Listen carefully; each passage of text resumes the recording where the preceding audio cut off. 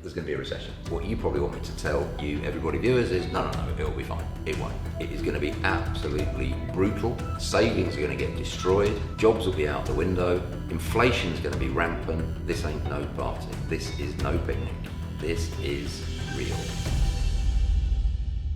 Welcome to Property Investing with Abi. My name's Abi, I'm a property investor, mum of two, and I've built up a £5 million portfolio in the last 4 years.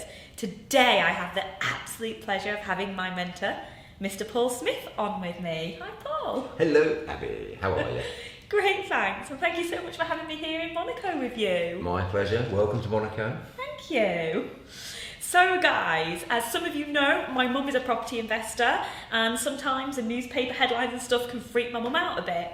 So yesterday, me and my mum were having a bit of a chat, and the latest thing the papers are picking up on, there's going to be a recession, interest rates have just gone up again, and there's going to be a housing market crash. Paul, my mum's in a panic. What do we do? Well, I'm going to wrap you out first. Abi became a property investor. Tried to get her mum to be a property investor. I did. And she said, No, she wouldn't. Then she came to see me, and she said, ooh. So I think I probably need to speak to your mum. Yes. But anyway, that's not really a service I can offer to the whole of the United Kingdom. So, okay, let's start at the top. So your mum's saying there's going to be a recession. Yes. And what you probably want me to tell you, everybody viewers, is no, it'll be fine. It won't. It is going to be absolutely brutal. Savings are going to get destroyed. Jobs will be out the window. Inflation is going to be rampant. This ain't no party. This is no picnic. This is real. I've been talking about this is going to happen for the last year. Yeah. And entirely predictable. And without having to go at anyone in particular, you probably have no idea what I'm talking about. It's almost like the entire UK economy is being run by a bunch of buffoons that lock themselves inside number 10, drink wine, and get absolutely slaughtered, and then make stupid decisions. Yeah. I mean, it actually is not funny. No. They could have chosen a different path that wouldn't have led here. But all this money printing, the quantitative easing, there was no other way that this could end. Yeah. And you know what saddens me, Abi? We spend our entire lives, don't we, trying to help people become part of that 1%. And what I'd like to see is that over time, government policy, education, means we're not talking about the 1% anymore, we're talking about the 10% or the 50%. Yeah. I want to democratise wealth. That's what I'm trying to do. And I guess if you go to Eton and you've got a privileged life, and guess what? I never went to Eton. Just saying the obvious. There's almost a kind of mentality that says we are the elite and we want to keep it that way. Mm-hmm. And we're going to treat everybody else like they deserve to be treated, i.e. not like us. Yeah. And I don't like that. No. And it doesn't have to be that way, does it? No. So your mum's first point, is there going to be recession? Yes. Yeah. And wherever you look, the markets are anticipating this. Yeah. So we've got inflation out of control. Yeah. Both here and in the US, well, essentially all the developed economies. Yeah. Inflation can be a bit detached from most people. What does it mean? 10%, 15%, what does it actually mean? Yeah. So if we start bringing it down to what does it mean to me on my weekly shop? Yes. In the next 3 months, whatever you're spending to fill up your trolley at Tesco's, whatever it is just now, it's probably going to go up between 10 and 20%. Yeah. So if the average family that's already struggling is maybe spending what, I don't know, 100 quid a week or something on their groceries, well, boom, it's going to be 120. Yeah. And people have already seen the oil, the gas increases in terms of heating their houses and stuff. Yeah. And the average cost to heat like a 3-bed semi or something, prior to all this nonsense kicking off, was about 800 quid. Yeah. It's been bumped up closer to 2,000. Yeah.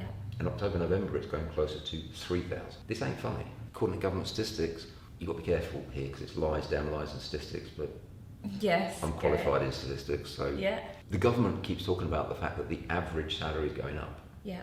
And that's true. But it's only going up because people, as well as their main income, they're doing a part-time job. Okay. So it isn't that the pay for the job is going up. It's because they're doing more hours or more jobs. Yeah. And just thinking about your mates, do any of them do like a side hustle or? Yeah, they do. Yeah. It's pretty normal, isn't it? Yeah, to make extra money. Yeah. And if you look at the different statistic, what's the average full-time salary? Because that isn't the average salary, is it? No, just the average salary is like all salaries, whether they're part-time, full-time. Yeah. It went down. Wow. So you've got prices, you've got this, you've got that. Yeah. And maybe, well, in fact, I'm sure some of the viewers will be invested in the stock market. Actually, whether they know it or not, I'm sorry, I'm not trying to patronise it, but you almost definitely are if you've got a pension. You won't personally be invested in the stock market, but your pension fund will. Correct. And since the start of this year, global equities markets, stock markets, bond markets, they've had their worst start since 1939. So we're talking about the worst start in nearly 100 years. Wow. And if you're putting your money into, like many people will, they'll put a certain amount of money every month into a pension fund. Yeah. That pension fund then charges some fees, and Yeah. different story for a different day. That's just shocking what they do there. Yeah. Check out the Panorama programme, see what they've just done about HSBC. Fees of anything up to 80% over the... I mean, can you imagine Your that? pension, yeah. But anyway, so that's not the point I'm trying to make today. That's a separate thing. But let's say you're putting your money into a pension fund. Yeah. Probably something to do with work. Yeah.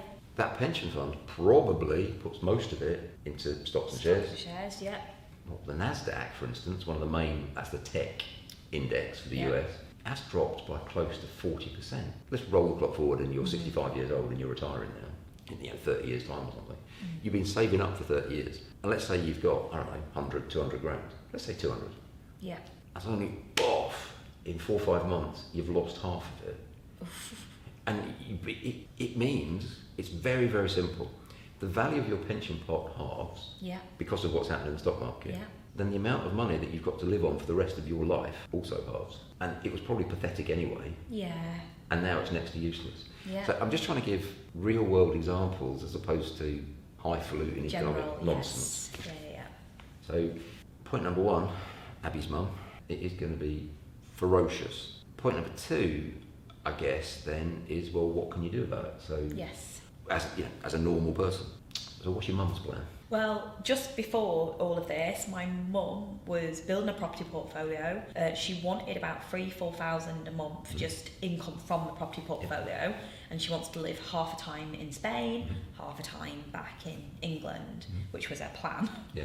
But now she's a bit concerned with everything's going on, all the fear that new papers are saying is, can she continue to do that or not? Well, your mum is getting income from what? Buy-to-let, service department. Correct. Yeah. So has she seen any reduction in her income? No. And I don't think she will. No. Her service accommodation, her holiday lets, if you like, are in the UK, aren't they? Yes. So if people's incomes get squeezed, they can't go abroad on their holidays. What are they going to do? Stay home. Yeah. Yeah. So UK service accommodation, I think, is a brilliant medium and long-term play. Yeah. So carry on doing that. That's fine. Yeah. Buy-to-lets, well, because of government policy, the number of properties in the rental market with the anti-landlord tax and tenants getting more and more rights, and COVID, you couldn't evict them, and blah blah blah blah. I want to look after the tenants, but I don't want it to be like the equivalent of a boxing match. But the government's put a pair of handcuffs on me and a blindfold, and then given a baseball bat to the tenant, and that I don't know. Any other landlords out there? Do you feel like that? Because the tenant doesn't pay, they smash up your property, and you can't evict them. But I know your mum knows enough Yes. not to let that happen. Yes. Yeah. But my point is, and she also knows enough, because she's been educated, Yeah. to buy properties through limited companies. Yeah. And so she knows what she's doing, so that's fine, she's She getting does. income. Yes. But the market isn't like your mum. 94% of investment properties in the UK, this is a shocker, are owned in people's own names. Most people don't even know that you're costing yourself thousands if you buy properties in your own name, Yeah. as opposed to another company. Yeah. But your mum knows all that, doesn't she? She does. Yes. Well, So- she came to wealth through property. Yeah, so she she was did. trained. So she's tax efficient, she's got limited companies, Correct. she's got multiple income streams because she's Yeah. got buy-to-let, she's got service accommodation. Yeah. But if we just focus on the buy-to-let, given that the government policies essentially are putting hundreds of thousands of homes out of the private rented sector, and we're only building half of the homes that we need anyway, what's going to happen to rent? They're going to increase. I mean, you're closer to this than me, you're the qualified letting agent, not me, but what would you say rental inflation has been in our properties, I don't know, for the last 12 months? Got to be touching upwards 15 to 20%. When I look at what was being Yeah. rented in Yorkshire, South Yorkshire, a year, 18 months ago to now. Because that property we just finished Might put you off a little bit. It's called Cemetery Lodge, but I love it out there. It's a lovely house. It is a lovely house. What did that one rent for? Is it about $1,350 or something? Yeah, 1,350. Oh, and when I saw that for a property in Doncaster, I was like, really? Because in my head, like $1,500 ish. Yeah. I know it's not quite, but that's London rent. Yeah. So rent inflation is going to mean that your mum's income, well, any landlord's income that knows what they're doing, is going to go up, not down. Yeah. So perversely, it is really counterintuitive. It's the opposite of what you might expect. To protect yourself in times like this, what she actually needs to do is more of what she has been doing. Yeah. Not stop. Just carry on. Yeah, because, I mean, let's say she was like, oh, I'm going to sell up. She'd actually probably get pretty good prices. Yeah. Now. Yeah. And let's say she liquidated her entire portfolio. Mm-hmm. Any idea what a lump of cash she'd get if she just sold everything? Maybe two. Yeah, maybe about $1 million. $1 million. Say, just thinking about paying off the mortgages and things. Yeah, fine. And okay, so that's actually, she's a wealthy woman. Yeah. And that $1 million is earning, as well as the property prices going up, she's making whatever you said, $3-4 a month. Yeah. If we said 4 times 12 is 48, so if we just round it to £50,000. Yeah. Well, £50,000 on $1 million is 5%, which is more than you're going to get in the bank. Yeah. But I like to think of property as regular income and long-term chunks. So her regular income is the $4 a month that she wants to live in Spain. Correct. The chunks are, if she's got $1 million in equity, she's probably got 4 million or 3 to 4 million in property, probably. Yeah. So if she's got let's keep it low. Say she's got a £3 million property portfolio. Yeah. And it goes up by 10% this year, 10% next year. Yeah. Well, she's just picked up a £600,000 chunk. Capital appreciation as well as, but even say she did, what would you advise your mum to do if she suddenly had £1 million? Go buy loads of property. Yeah, exactly. So say she didn't even sell her property, so she's still got her properties. Yeah. And lucky dip, she wins £1 million next week. I mean, what would she do with £1 million? Put in the comments below what you would do with £1 million if you won the lottery. I would go and buy, what I would do, I don't like putting all my eggs in one basket. Yeah. So I would buy mainly property. Yeah. Maybe 60%, 20% in gold, because I love gold, especially in times of high inflation. Yeah. And then 20% in something else. Yeah. Being me, I'd maybe go and buy another business or just something slightly higher risk. Yeah. Not stupid, but... No. And many businesses are going to struggle in this recession, aren't they? Yeah. So if a business was making £1 million a year profit, and now it's making £100,000 or something, then I can probably buy it for 200,000. Yeah. The recession goes away, it goes back to making £1 million again. I've just bought £1 million a year of income for £200,000. Yeah. There's more millionaires and billionaires created in recessions than any other time. Yeah. But that's all right for us because we're property investors and we understand wealth and what we're doing. But what about anybody out there now that hasn't even started property? You know, what can they do to help themselves? Sure. And like you, I've got a few more than you, but I've got children. Yes. And what of my 6 children, what 4 of them have already done is not only get onto the property ladder, but they've got investment property as well. So I suppose to answer your question, I'm thinking more about 2 of them that haven't got property yet. And I will get them to come along to Wealth Free Property. Yeah. Jack did, Ben did. So I want them to learn. Quite often difficult as a parent to tell your children what to do. Yes. And if they hear it from someone else, you know, you know what I'm saying. But the techniques that me and you and the other trainers teach at Wealth Free Property is roughly 50-50, isn't it? It's sort of 50% if you've got some money you can do this. Yeah. And 50% if you've got no money. Here's what you can do. You can do these things. Yeah. And one of the things you talk about is lease options. And in a time of high inflation, lease options are brilliant. Yeah. Because you agree a price now. Yeah. Typically with someone that's panicked. Yeah. Because they want to get out. Yeah.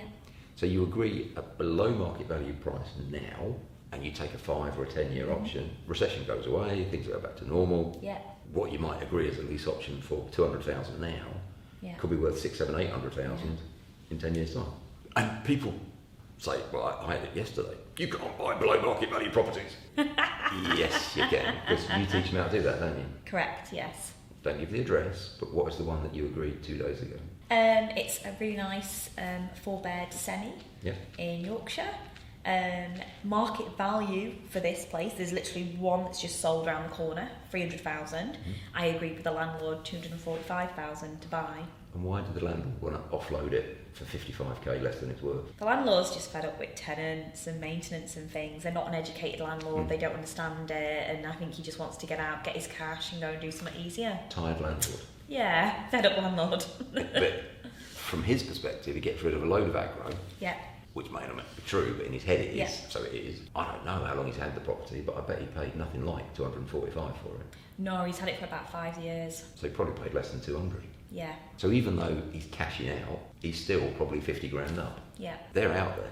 Oh, they are, definitely. And that's one of the things you teach at Wealthy Property, isn't it? I do, yes. And phoning agents and Yeah. all the other stuff. So honestly, hand on heart, if somebody is terrified, and by the way, you should be, if you're not a property investor and you just, well, like us, or like we used to be, I guess, in the sense of we are still normal people, Yeah. but we both Yeah. used to work for other companies Correct.